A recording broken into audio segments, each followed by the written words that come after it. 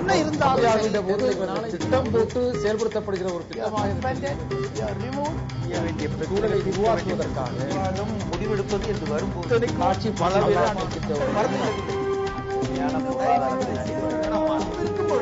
எதிர்த்து பேசிட்டு வணக்கம். நேர்பட பேசு நிகழ்ச்சிக்கு உங்களை அன்போடு வரவேற்கிறோம். தமிழ்நாடு காங்கிரஸ் கட்சியினுடைய தலைவர் பதவியிலிருந்து முன்னாள் நாடாளுமன்ற உறுப்பினர் திரு BS ஞானதேசிகன் அவர்கள் ராஜினாமா செய்திருக்கிறார். அவருடைய ராஜினாமா கடிதத்தை நேற்றைக்கு அவர் சோனியா காந்தி அவர்களுக்கு அனுப்பியிருக்கிறார். அந்த கடிதம் இன்னமும் ஏற்கப்படவில்லை. இந்த நிலையில் பல்வேறு குற்றச்சாட்டுகளை ஞானதேசிகன் முன்வைத்திருக்கிறார். கட்சி தலைமை தமக்கு மாநிலத்தில் கட்சியை வளர்ப்பதற்கு உரிய அதிகாரத்தை தரவில்லை. தேர்தலில் கூட்டணி அமைக்கும் போது கூட யாரோடு கூட்டு சேரப் போகிறோம் என்று மாநில தலைமையிடம் கருத்து கேட்கவில்லை. வெறும் பொம்மையாக நடத்தினார்கள். வெறும் பொம்மையாக நான் இருக்க முடியாது, எவ்வளவோ பாடுபட்டும் கோஷ்டிகளை ஒரு ஒற்றுமைக்குள் கொண்டு வர இயலவில்லை என்றெல்லாம் பல்வேறு காரணங்களை அடுக்கியிருக்கிறார். அது மட்டுமன்றி தமிழ்நாடு காங்கிரஸ் கட்சியின் உறுப்பினர் படிவத்தில் சேர்ந்தவர்களுக்கு, கையெழுத்திட்டு சேர்ந்தவர்களுக்கு உறுப்பினர் அடையாள அட்டையை தரும்போது அதில் சோனியா காந்தி, ராகுல் காந்தி இவர்களுடைய படங்களோடு மூப்பனார் மற்றும் காமராசர் படங்களையும் அச்சிட்டு வழங்குவதற்கு நாங்கள் அச்சிட்டு வைத்திருக்கிறோம். ஆனால் அதை அனுமதிக்க முடியாது என்று அகில இந்திய தலைமை சொல்லிவிட்டது என்று அவர் தரப்பு சொல்கிறது. இல்லை, காமராஜர் படத்தை போட வேண்டாம் என்று சொல்லவில்லை, அப்படி சொன்னதாக சொல்வது தவறு, அவர் வதந்தி என்று காங்கிரசிலேயே இன்னொரு தரப்பு சொல்கிறது. இது காங்கிரஸ் கட்சியிலே அண்மை காலத்தில் விலகியவர்களில் கட்சியின் தலைமை மீது குற்றம் சாட்டி ஒரு பெரும் ஆவேசத்தை வெளிப்படுத்தியவராக இன்றைக்கு ஞானதேசிகன் இருக்கிறார். இது அடுத்த கட்டத்தில் எந்த நகர்வுக்கு எடுத்து செல்லும் என்ற ஒரு கேள்வியை வாசன் அவர்களது பேட்டி நமக்கு தந்திருக்கிறது. திரு ஞானதேசிகனுக்கு முழுமையான ஆதரவை வழங்கியிருக்கக்கூடிய GK வாசன் தன் பின்னால் இருக்கக்கூடிய ஆதரவாளர்களை இன்றைக்கு அழைத்து பேசியிருக்கிறார். இவருடைய ராஜினாமா முடிவை நான் வரவேற்கிறேன் என்று, முழு மனதோடு வரவேற்கிறேன் என்றும் GK வாசன் சொல்லியிருக்கிறார். மீண்டும் காங்கிரஸ் உடைபடப் போகிறதா அல்லது மேலிட தலைமை மீது ஞானதேசிகன் சொல்லக்கூடிய குற்றச்சாட்டுகள் ஏற்புடையதா? இது தமிழக அரசியலில் என்ன தாக்கத்தை ஏற்படுத்தப் போகிறது என்பதை பற்றி விவாதிக்கப் போகிறோம். நம்மோடு அரசியல் விமர்சகர், மூத்த பத்திரிகையாளர் திரு ஞானி, காங்கிரஸ் கட்சியின் திரு முனவர் பாஷா, நாம் தமிழர் கட்சியைச் சேர்ந்தவரும் பத்திரிகையாளருமான திரு ஐயநாதன், காங்கிரஸ் செய்தி தொடர்பாளர் திரு அமெரிக்கை நாராயணன் ஆகியோர். வணக்கம். ஞானி, உங்களுடைய கருத்தையும் ஐயநாதன் அவர்களுடைய கருத்தையும் அறிவதற்கு முன்னால் காங்கிரஸ் தரப்புல அவங்களுடைய கருத்தை அறிய விரும்புகிறேன். முனவர் பாஷா, இந்த ஞானதேசிகன் அவர்கள் 3 ஆண்டு காலம் பதவியில் இருக்கிறார். நேற்றைக்கு கடிதம் எழுதும்போது சோனியா காந்திக்கு எழுதிய கடிதத்தில் அவர் எந்த விதமான குற்றச்சாட்டையும் சொல்லவில்லை. எனக்கு வாய்ப்பளித்தீர்கள், நன்றி, புதிய தலைவரை போடுவதற்கு இடையூறாக இருக்கவில்லை, நான் அதற்கு இடையூறாக இருக்க விரும்பாமல் விலகுகிறேன் அப்படின்னு சொல்லி வழிவிட்டு கடிதம் எழுதுகிறார். ஆனால் கடிதத்தை அவ்வளவு நயத்தக்க நாகரிகத்தோடு எழுதிவிட்டு உள்ளூரில் ஊடகங்களில் பேசும்போது மேலிடத்தின் மீது கடும் குற்றச்சாட்டுகளை முன்வைக்கிறார். அவருடைய குற்றச்சாட்டுகளை நீங்க எப்படி பார்க்கிறீங்க? அவர் ராஜினாமாவை நீங்க எப்படி பார்க்கிறீங்க?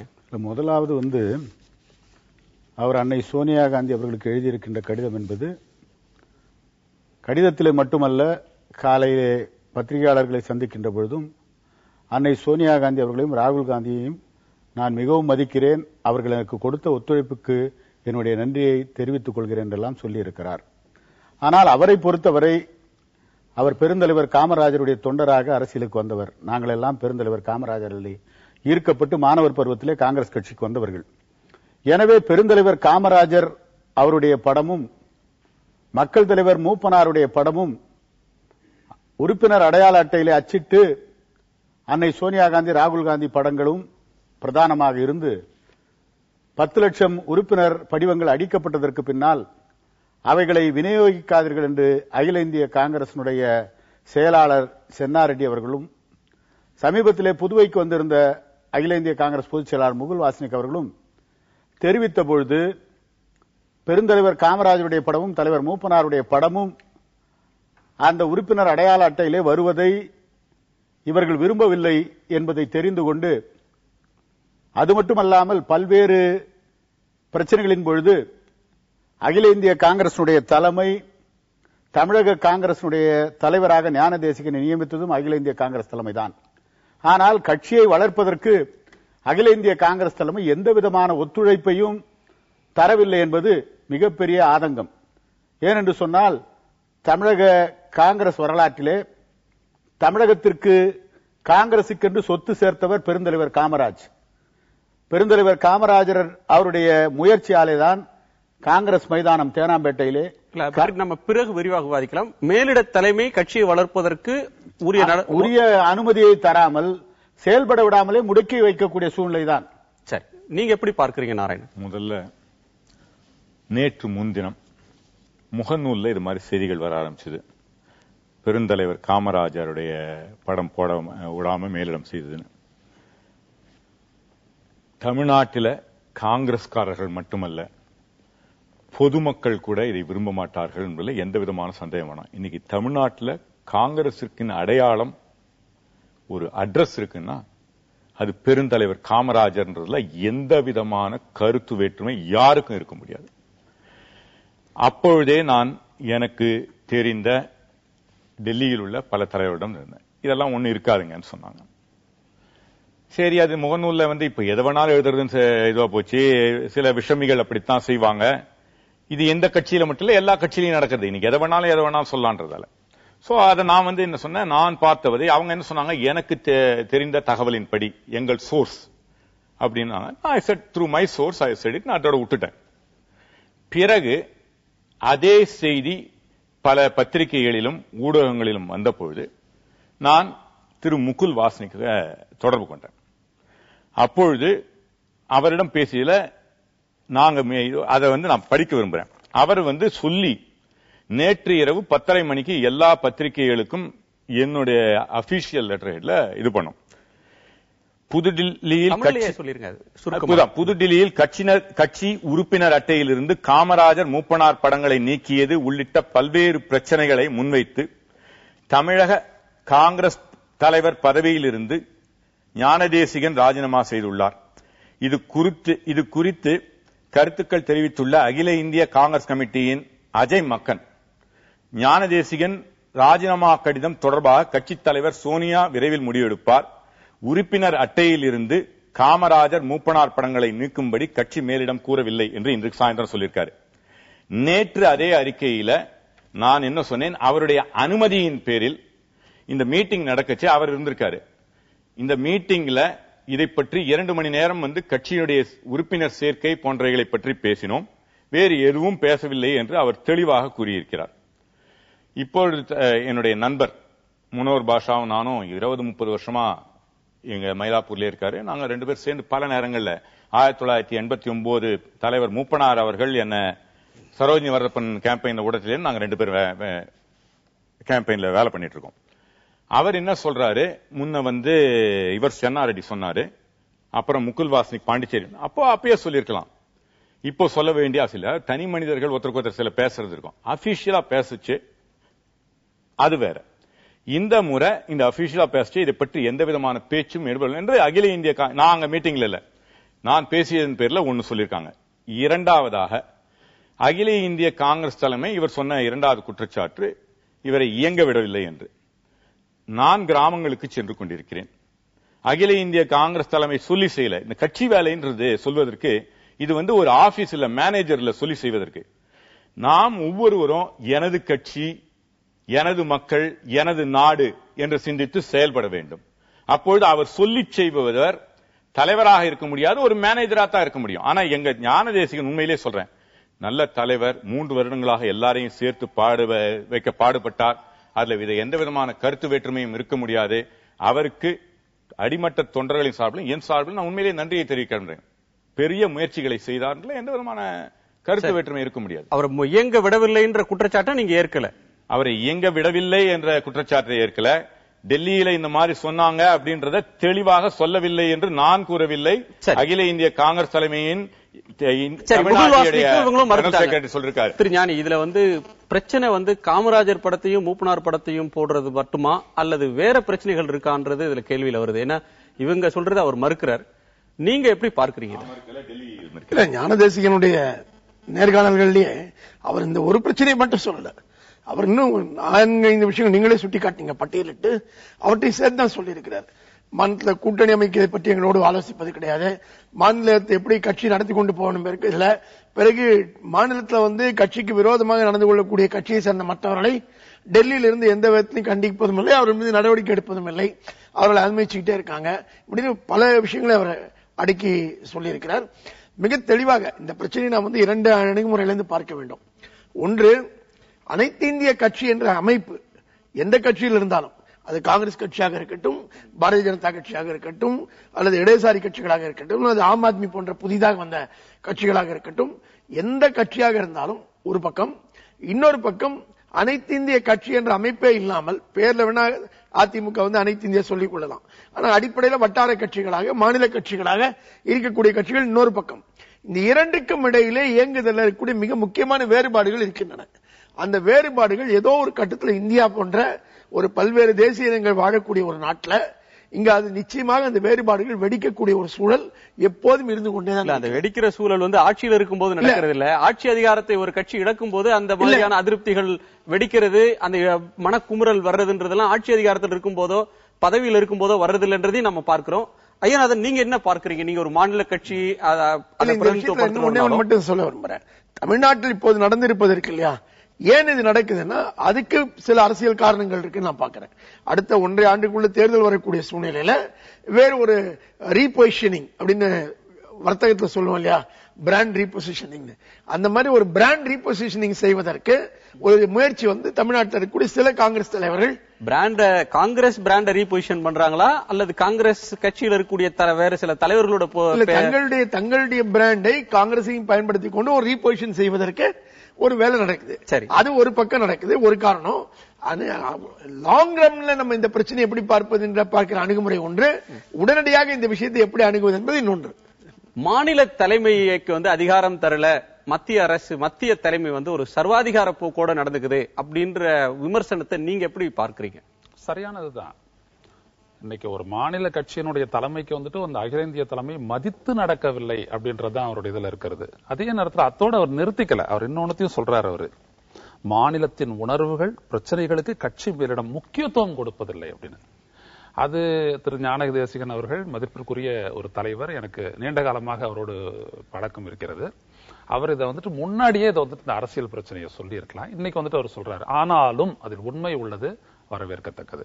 ஏன்னா ஒரு கட்சி அப்படின்றது இருந்தது அப்படின்னம்னா, இந்த தேசிய கட்சிகள், இந்தியாவில் இருக்கக்கூடிய தேசிய கட்சிகள் இன்றைக்கு திரு ஞானி அவர்கள் குறிப்பிட்டதை போல இவைகள் அனைத்தும் தங்களுடைய கட்சியினுடைய தலைவர்களை பணியாளர்களாகத்தான் பார்க்கின்றன ஒழிய இணையாளர்களாக பார்ப்பதில்லை.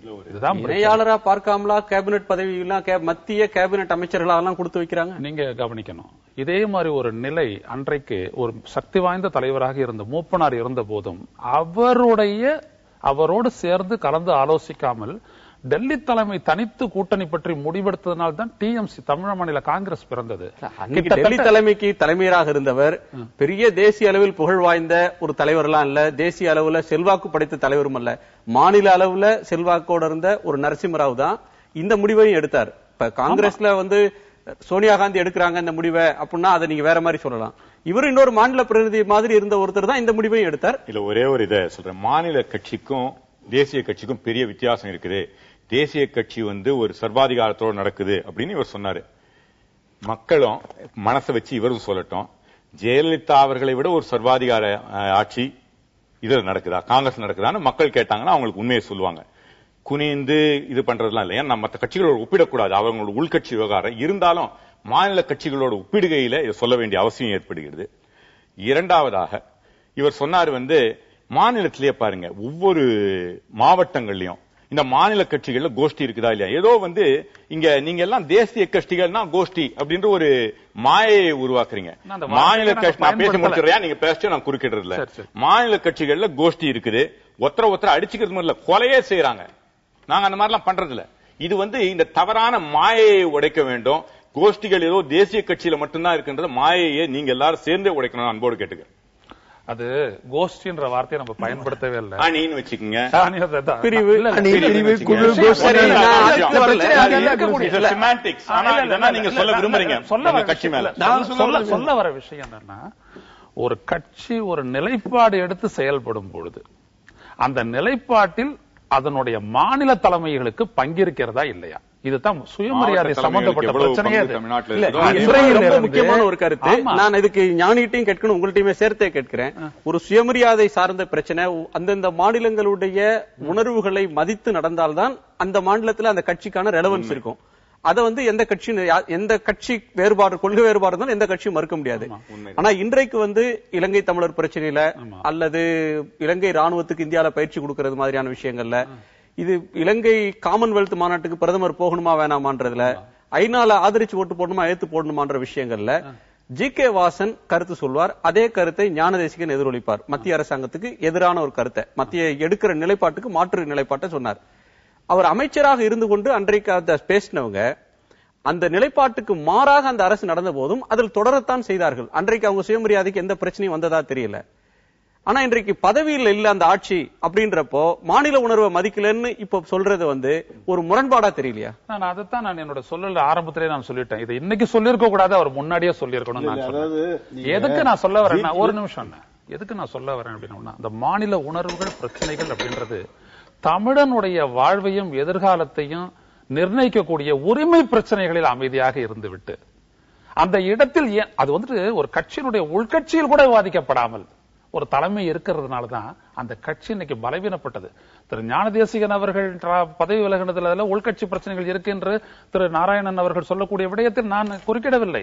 அது அவருக்கு என்னை விட நன்றாக தெரியும், நம்மை விட நன்றாக தெரியும். ஆனால் இதில் இந்த மண்ணினுடைய பிரச்சனைகள் எவ்வாறு கண்டுகொள்ளப்படாமல் தூக்கி எறியப்பட்டு இவர்கள் நடந்து சென்றார்களே, மத்திய அரசு முடிவெடுத்து நடந்து செய்தது எவ்வளவு பெரிய பாதிப்பை ஏற்படுத்தியது என்கின்ற இடத்திலிருந்து நான் இந்த அரசியலை பார்க்கிறேன்.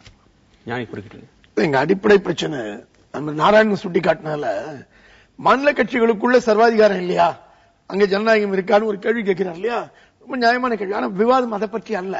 அதாவது இந்தியாவில் இருக்கிற கட்சிகள் எல்லாவற்றிலும் இதுல உட்கட்சி ஜனநாயகம் எப்படி இருக்கிறது என்பது அல்ல நம்முடைய ஆராய்ச்சி. அப்படி பாத்தீங்கன்னா எல்லா கட்சியுடைய உட்கட்சி ஜனநாயகம் மற்றவர்களும் அதிகமாக இருக்கு. முடிக்கிறேன். எல்லா கட்சியுடைய உட்கட்சி ஜனநாயகமே விமர்சனத்துக்கு உட்பட வேண்டியதான், அது தனியாக விவாதிக்க வேண்டிய விஷயம். அது இன்றைய விவாதத்துக்கு அப்பாற்பட்ட இன்னொரு விஷயம். இருந்தாலும் இன்றைய விவாதத்தில் முன்னிறுத்துற விஷயமே மாநில கட்சிகள் மாநிலம் என்கிற பார்வையில் இருந்து மட்டுமே தான் உருவாகி கொண்டிருக்கக்கூடியவை. ஆனால் அனைத்து இந்திய கட்சிகள் என்பவை அனைத்து இந்திய பார்வையும் இருக்க வேண்டும், பல்வேறு மாநிலங்களுடைய தன்மைகளை புரிந்து கொள்ள வேண்டும், அந்த மாநில பார்வையோடு இருக்க வேண்டும், அனைத்து இந்திய பார்வையை ஒருங்கிணைக்க வேண்டும். அப்படிங்கிற ரெண்டு விதமான தேவைகளும் இருக்கக்கூடிய அமைப்புகள். இந்த ரெண்டு அமைப்புகளின் தன்மையே வேறு. இந்த தன்மையே வேறா இருக்கும் போது அனைத்து இந்திய கட்சி எப்படி, நான் தேசிய கட்சி என்ற சொற்களை பயன்படுத்துவதில்லை. நீங்க ரெண்டு பேரும் அதை பயன்படுத்துறீங்க, நான் பயன்படுத்துறது இல்லை. நான் தேசியம் என்று சொன்னால் இந்தியாவில் ஏராளமான தேசிய இனங்கள் இருப்பதனால நான் தமிழ்நாட்டில் இருக்கக்கூடிய திராவிட இயக்க கட்சிகளை கூட தேசிய கட்சிகளா தான் பாக்குறேன். அந்த விதத்துல அவை தேசிய இனங்களுடைய கட்சிகள் என்ன. அதனால அது வேறொரு விவாதம். அதனால அனைத்து இந்திய கட்சி மாநில கட்சி என்கிற அளவில் மட்டும்தான் நான் அதை குறிப்பிட விரும்புறேன். அப்படி பார்க்கும்போது அனைத்து இந்திய கட்சிகள் எல்லா மாநிலங்களிலும் தங்களுடைய பார்வை எப்படி வைத்திருக்கின்றன, ஒவ்வொரு மாநில கட்சியும் அனைத்து இந்திய பார்வையாக என்ன வைத்திருக்கிறது, இந்த ரெண்டு கேள்வி நம்ம பார்க்க வேண்டியிருக்கு. காங்கிரஸ்ல இந்த பிரச்சனை இத்தனை ஆண்டு காலம் இல்லாமல் இருந்தது எப்படின்னு பாத்தீங்கன்னா, காமராஜர் படம் இன்றைக்கு உண்மையோ பொய்யோ அந்த சர்ச்சை ஒன்று அவர் படம் அட்டையில இருப்பதா கூடாதாங்கிறது, அது பொய்யா இருக்கலாம் உண்மையாக இருக்கலாம் நமக்கு தெரியாது. ஆனால் காமராஜர் காலம் வரையிலும் தான் இந்தியாவில் பாத்தீங்கன்னா அனைத்து இந்திய அளவில் ஒவ்வொரு மாநிலத்திலும் தலைவர்களும் சமமான அந்தஸ்து உள்ளவர்களாக இருந்தார்கள். அதை என்றைக்கு காங்கிரஸ் இழந்ததோ அன்றிலிருந்து காங்கிரஸ் சிக்கலை சந்தித்துக் கொண்டே இருக்கிறது. அதான் நம்ம காங்கிரஸ்ல பார்க்கிறோம். முன்னோர் பாஷா இந்த பிரச்சனையில ஞானதேசிகன் இன்னொரு கருத்தை சொல்றாரு. மாநில தலைவர் மாற்றப்படுவார் அப்படின்னு ஒரு மாத காலமாக பேச்சு வந்து கொண்டே இருக்கிறது. ஆனால் அதை பற்றி அகில இந்திய தலைமை எதுவுமே சொல்லல. என்னிடத்திலும் அடுத்த தலைவர் பத்தி போடுறது கலந்து ஆலோசிக்கல. எனவே எனக்குன்னு ஒரு சுயமரியாதை இருக்கு, பொம்மையாக இருக்க விரும்பல, என்னை அவமானப்படுத்தின மாதிரி இருக்குன்னு சொல்றாரு. இது அவருடைய ஆதங்கத்தை புரிந்து கொள்ள முடிகிறது. ஆனால் தமாக காங்கிரஸ்ல இணைந்த பிறகும் கூட ஜி.கே. வாசன் தனியாக செல்வார், தனி கட்சி தொடங்க போகிறார், பிரிந்து செல்ல போகிறார் அப்படின்னு அவ்வப்போது பத்திரிகைகள்ல செய்தி வந்தபடிதான் இருக்கு. அப்போதெல்லாம் ஜி.கே. வாசன் தரப்புல இருந்து இல்ல நாங்க காங்கிரஸோட தான், நாங்க தேசிய பாரம்பரியத்திலிருந்து வந்தவங்க, காங்கிரஸ் விட்டு நாங்க போற எண்ணமே எங்களுக்கு துளியும் இல்லை, எங்க ஆதரவாளர்களுக்கு யாருக்கும் அந்த எண்ணம் இல்லை அப்படின்னு நீங்க மறுக்காத நிலையில அகில இந்திய தலைமை மட்டும் ஊடகத்தில் வந்த ஒரு செய்தியை உடனே மறுக்கணும்னு எதிர்பார்க்கிறது சரியா? இல்லைங்க. அதாவது தலைவர் வாசன் காங்கிரஸ்ல தான் இருக்கார். பத்திரிகைகளில் இப்படிப்பட்ட செய்திகள் வருகின்ற பொழுது அவர் காங்கிரஸில் இருப்பவர் தேவையில்லாமல் மறுக்க வேண்டிய அவசியம் இல்லை. இரண்டாவது, அவரை பொறுத்தவரை நீங்கள் எல்லா விஷயமும் சொன்னீங்க. இலங்கை தமிழர் பிரச்சனை, காமன்வெல்த் மாநாடு, எல்லாவற்றிலும் தமிழக மக்களுடைய உணர்வுகளுக்கு ஏற்ப தன்னுடைய கருத்துக்களை வெளியிட்டார். அவரை பொறுத்தவரை தமிழகத்திலே காங்கிரஸ் கட்சி வளர வேண்டும் என்று சொன்னால் இந்த மண்ணோடு ஒன்றி காங்கிரஸை நடத்த வேண்டும் என்பதிலே அவர் உறுதியாக இருந்தார். அவர் சொன்ன காலகட்டங்களில் பாரத பிரதமர் அதை ஏற்றுக்கொண்டு அதற்கேற்ப செயல்பட்டார். ஒன்னு. இரண்டாவது நாங்க இன்னைக்கு அகில இந்திய காங்கிரசுடைய தலைமை செயல்பட்ட விதத்தை ஞானதேசிகன் சுட்டிக்காட்டுகிறார். நம்ம அமெரிக்க நாராயண் சொல்றார், நான் முகநூல் மூலம் பார்த்தேன், நான் முகல் வாசினி கிட்ட பேசினேன். இப்போ அவர் நம்ம அஜய் மக்கான் சொல்லியிருக்கார், எல்லாம் உண்மைதான் சொல்லியிருக்கலாம். ஆனால் 10 லட்சம் உறுப்பினர் அடையாள அட்டைகள் அன்னை சோனியா காந்தி, ராகுல் காந்தி, பெருந்தலைவர் காமராஜ், மூப்பனார் படங்களோடு அச்சடிக்கப்பட்டிருக்கிறது. அந்த உறுப்பினர் அட்டையிலே 3 லட்சம் உறுப்பினர் அட்டைகள் மாவட்டங்களுக்கு கொடுக்கப்பட்டிருக்கிறது. இந்த உறுப்பினர் அட்டைகளை எல்லாம் விநியோகிக்காதீர்கள் என்று சொன்னால் அதனுடைய அர்த்தம் என்ன? பெருந்தலைவர் காமராஜரும் தலைவர் மூப்பனாரும் இருக்கின்ற படம் இருக்கின்ற அட்டை ஏற்றுக்கொள்ள முடியாது என்பதுதானே அர்த்தம். இன்னமும் சொல்லுகிறேன், தலைவர் மூப்பனாரை பொறுத்தவரை அவரை விட நேரு குடும்பத்து விசுவாசி யாரும் இருக்க முடியாது. இன்னும் சொல்ல போனால் காங்கிரஸ் கட்சியில் இருக்கின்ற பல தலைவர்கள் அன்னை சோனியா காந்தியை மறந்திருந்த காலகட்டத்திலே கூட தமிழ் மாநில காங்கிரசின் சார்பிலே 39 சட்டமன்ற உறுப்பினர்கள், 20 நாடாளுமன்ற உறுப்பினர்களை டெல்லிக்கு அழைத்து சென்று அன்னை சோனியா காந்தியின் வீட்டிலே சந்தித்து, அம்மா, இந்த 20 பேரும் என்னுடைய எம்பிக்கள் அல்ல, இவர்கள் உங்களுடைய எம்பிக்கள், உங்கள் சொல்லை கேட்டு நடப்பார்கள் என்று சொல்லி செயல்பட்டவர். நேற்று 2 நாட்களுக்கு முன்னால் கூட தலைவர் வாசன் தெளிவாக சொன்னார், நேரு குடும்பத்தை சாராதவர்கள் அகில இந்திய காங்கிரஸ் தலைவராக வர முடியும் என்று சொன்ன போது அன்னை சோனியா காந்தியும் ராகுல் காந்தியும் காஷ்மீர் முதல் கன்னியாகுமரி வரை இருக்கின்ற ஒவ்வொரு தலைவரும் தொண்டரும் அவரை தவிர வேறு யாரையும் தலைவராக ஏற்றுக்கொள்ள மாட்டார்கள் என்பதில் உறுதியாக இருக்கிறார். என்னை பொறுத்தவரை அவர் சொல்லதெல்லாம் கரெக்ட் தான். ஏன்னா நான் தலைவர் மூப்பனார் கூட தமிழ் மாநில காங்கிரஸ்ல இருந்தவன். அதை சொன்னதில் ஒன்னு என்ற கருத்து வேறுபாடு இருக்க முடியாது. தலைவர் சிதம்பரமாக இருக்கட்டும், தலைவர் வாசனாக இருக்கட்டும், தங்கபாலுவாக இருக்கட்டும், பல தலைவர்கள் இருக்காங்க. அவங்க எல்லாம் எங்க கட்சியை சேர்ந்தவர்கள் தான். அதுல எந்த கருத்து வேறுபாடு இருக்க முடியாது. இன்னைக்கு நம்ம பேசுறது திரு ஞானதேசிகன் அவர்கள் பல நல்ல காரியங்கள் செய்திருக்கார். இன்றைக்கு அவர் சொன்னதுல மேலிடம் அவரை சரியாக இயங்க விடவில்லை, அது ஒரு குற்றச்சாட்டு. அவருக்கு தெரியும், பல இடங்கள்ல நான் கிராமங்களுக்கு போகும்போது எவ்வளவு தடைகள் இருந்தன என்று திரு ஞானதேசிகன் அவர்களுக்கு தெரியும். அதாவது தமிழகத்தை பொறுத்தவரை இவர்கள் சொல்வது மட்டும் வைத்து, ஏன்னா ஒரு கம்பெனியை நடத்துறவங்களுக்கும் ஒரு பெரிய பெரிய ஆர்கனைசேஷன் நடத்துறவங்களுக்கு தெரியும், நம்ம இந்த இடத்துல இருக்கச்சே இந்த பார்வை தான், மேல் இடத்துல பார்க்கச்சே ஒரு பெரிய பரந்த பார்வை இருக்கச்சே, சில இடங்கள்ல தேசிய நலனுக்காக மாநில நலங்களும் மாநில நலத்துக்காக தேசிய நலனும் விட்டு கொடுக்கச்சு, நீங்களே ஒரு தகப்பனாக ஒரு குடும்பத்தில் இருக்கச்சே அவ்வாறுதான் செய்வீங்க. அது மாதிரி சில முடிவுகள் எடுக்க வேண்டியிருக்கு. ஆனா இவர் சொன்னாரு, திரு வாசன் அவர்கள் குரல் கொடுத்தாங்கன்னு. உங்க நிகழ்ச்சியிலேயே பல முறை மாநில இதற்காக நான் தேசிய அபிஷியல் பேனலிஸ்டா இருந்தாலும் அதற்காக குரல் கொடுத்தேன்னு உங்களுக்கு தெரியும். ஆனால் ஏதோ அவர் மட்டும்தான் குரல் கொடுத்தார் என்ற எண்ணத்தை ஏற்படுத்த வேண்டாம். இருந்து குரல் கொடுத்தார், நீங்க அவர் மட்டும் இல்ல. நான் ஒத்துக்கிறேன், நான் சொல்றேன், நான் வாசன் குரல் கொடுக்கவில்லை என்று நான் சொல்லவில்லை. ஏதோ அவர் மட்டும்தான் குரல் கொடுத்தார். இந்திய தேசிய காங்கிரஸை சேர்ந்த மற்ற யாரும் குரல் கொடுக்கவில்லை என்ற தவறான அபிப்பிராயத்தை ஏற்படுத்தக்கூடாது. நாட்டு மக்களுக்கு தெரியாதுல்ல, அமைச்சர் சொன்னாதானே தெரியும். நான் அதை ஏத்துக்கிறேன்னு சொல்லிட்டேன். அவர் பெரிய தலைவர், நான் ஒரு சின்ன பையன் தான் இன்னைக்கு காலைல கூட சொன்னேன். இல்ல நீங்க அதுல நான் ஒத்துக்கிறேன். இப்ப இன்னொரு அதுல இருந்து தாண்டி சில விஷயங்கள் பார்க்க வேண்டியிருக்கு. நீங்க மாநில தலைவர்கள் மதிக்கப்படுவதில்லை அப்படின்ற ஒரு குற்றச்சாட்டை ஞானதேசிகன் சொல்றாரு. அதுல உண்மை இருக்கா இல்லையான்றது விவாதத்துக்குரியது. ஆனால் பாருங்க, ஆனால் நான் சொல்றேன், கேரளாவை விடுங்க, கேரளா விடுங்க, அதுக்கு எங்க கட்சி தானே. கேரளால 6-7 காங்கிரஸ் தலைவர்கள் இருக்காங்கல்ல, அங்க கட்சி இவ்வளவு கோஷ்டிகளுக்கு பெரிய சிறப்பா நடத்துறாங்கல்ல, அங்க ஆட்சியை பிடிக்கிறோம் இல்ல இருக்கு. இதுவரை காட்டக்கூடாது நினைக்கிறீங்க. ஒரு நிமிஷம், நல்லதுக்கு இல்ல. காங்கிரஸ்ல இன்னொரு சைடு இருக்கு. கேரளால காங்கிரஸ் ஐ இந்திரா காங்கிரஸ், ஆல் இந்தியா காங்கிரஸ் உங்க கட்சி. ஆனா கேரளால காங்கிரஸ் ABCD சொல்லி நிறைய நம்பர்ல இருக்கு. ஆமா இருக்கு. அவங்களும் இந்த மாதிரி மரியாதை கொடுக்கலன்னு சொல்லி பிரிஞ்சு போனவங்க நிறைய இருக்கு. ஆனா இன்னைக்கு அகில இந்திய நான் கேட்கறது, இப்போ மாநில அளவுல மரியாதையாக இருந்த, செல்வாக்காக இருந்த தலைவர்களால காங்கிரஸ்ல பல நேரங்கள்ல பல மாநிலங்கள்ல நீடிக்க முடியாத நிலைமை இருக்கு. சங்மா, மம்தா பானர்ஜி, சரத் பவார், இங்க மூப்பனார், YS ராஜசேகர் ரெட்டி, அவர் மறைந்துட்டார். அவரோட மகனால் அந்த செல்வாக்கோடு இருக்கிறதுனால அவரால் நீடிக்க முடியல. இப்படி மாநிலங்கள்ல செல்வாக்காக இருக்கக்கூடிய தலைவர்கள் ஏன் அந்த கட்சியை விட்டு வெளியில போற நிலைமை ஏற்படுது? முதல்ல ஒய்.எஸ். ராஜசேகர் ரெட்டி பெரிய, அவர் மகனோட பெரிய செல்வாக்கானவர் தானே, அதுல கருத்து வேற்றுமை இல்லையே. அவர் அங்க உயிரோடு இருக்கச்சு எந்த கட்சியில இருந்தாரு? காங்கிரஸ் தானே இருந்தாரு.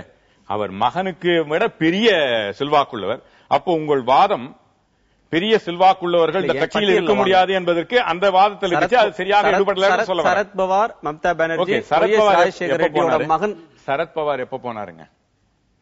வெகு காலங்களுக்கு முன்ன இந்த இதே மொழியச்சே போனாங்க. அதாவது ஒரு சில பேருக்கு தான் தலைமை பொறுப்பை ஏற்க வேண்டும் என்று சரத்பவார் விரும்பினார்.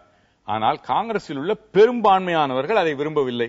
அதனால சரத்பவார் வெளில போக வேண்டியது. அதுதானே உண்மை. மம்தா பானர்ஜி, மம்தா சங்மாவும் அதே நேரம் தான் போனாரு. சங்மாவும் அதே நேரம் தான் போனாரு. அதாவதுங்க, எந்த ஒரு கட்சியிலுமே பெரும்பான்மையானவர்கள், இந்த நீங்க இங்க எடுத்துக்கீங்களேன், திமுக போன்ற கட்சிகள்ல ஒரு முடிவு எடுக்கச்சு சில பேர் வருவாங்க. ஏன் அதிமுக பல பேர் வெளில போயிருக்காங்க.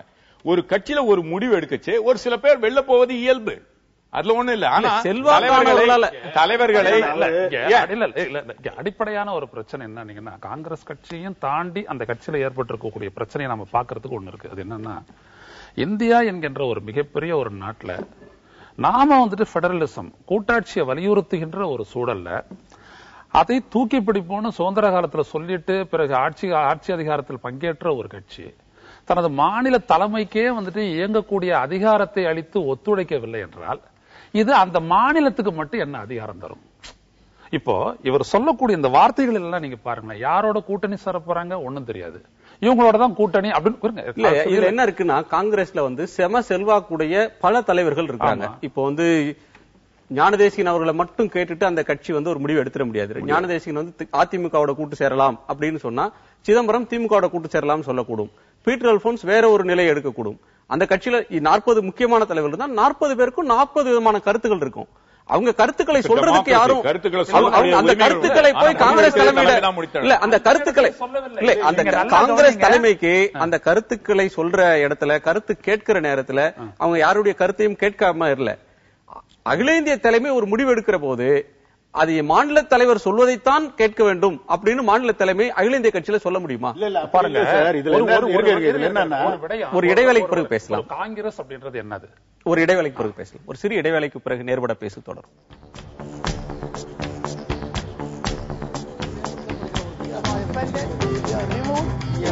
சூழலை உருவாக்குவதற்காக முடிவெடுப்பது என்று வரும்போது ஆட்சி